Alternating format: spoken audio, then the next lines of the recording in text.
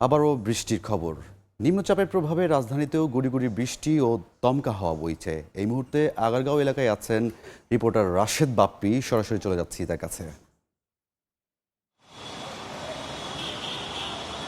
যশোর এবং এর আশপাশে অবস্থানরত স্থল নিম্নচাপটি আজ সকালে গভীর স্থল নিম্নচাপে রূপ নিয়েছে এবং এর প্রভাবেই সারা দেশে কোথাও ভারী, কোথাও মাঝারি, আবার কোথাও হালকা বৃষ্টি হচ্ছে। এর প্রভাব মুক্ত নয় রাজধানী ঢাকাও।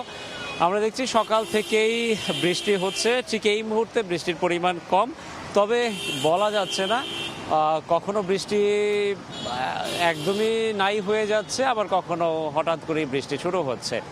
যদিও এখনো গুড়ি গুড়ি বৃষ্টি হচ্ছে এবং এই বৃষ্টির প্রভাবে যারা ঘরের বাইরে বেরিয়েছেন তারা কিছুটা বিপাকে পড়েছেন। যদিও বলে রাখা ভালো, গত কয়েকদিন ধরেই রাজধানীতে বেশ তাপমাত্রা বেশি ছিল, ভ্যাপসা গরম ছিল এবং এ কারণে বৃষ্টি হওয়ায় অনেকে কিছুটা স্বস্তি প্রকাশ করেছেন। একটু জানিয়ে রাখি আবহাওয়া অফিস থেকে যে তথ্য আমার হাতে রয়েছে সেটি শুরুতেই বললাম যে যশোর এবং এর আশপাশে অবস্থানরত স্থলে নিম্নচাপটি সামান্য উত্তর পশ্চিম থেকে অগ্রসর হয়ে ঘনীভূত হয়ে সকাল 9টায় এটি কিন্তু গভীর স্থলে নিম্নচাপে রূপ নিয়েছে এবং এটি আরও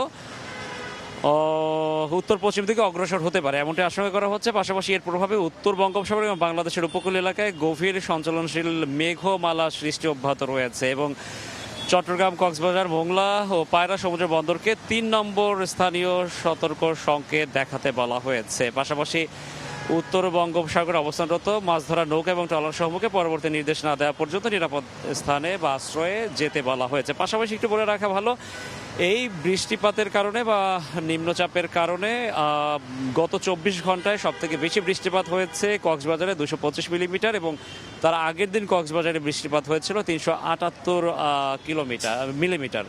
দুঃখিত, মিলিমিটার।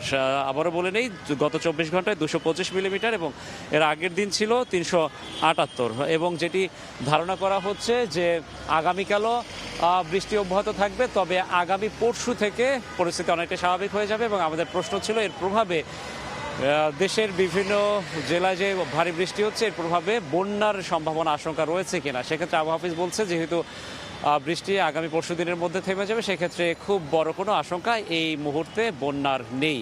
এই ছিল আমার কাছে আবহাওয়ার সবশেষ খবর। এতক্ষণ সরাসরি যুক্ত ছিলাম রাজধানীর আগারগাঁও থেকে।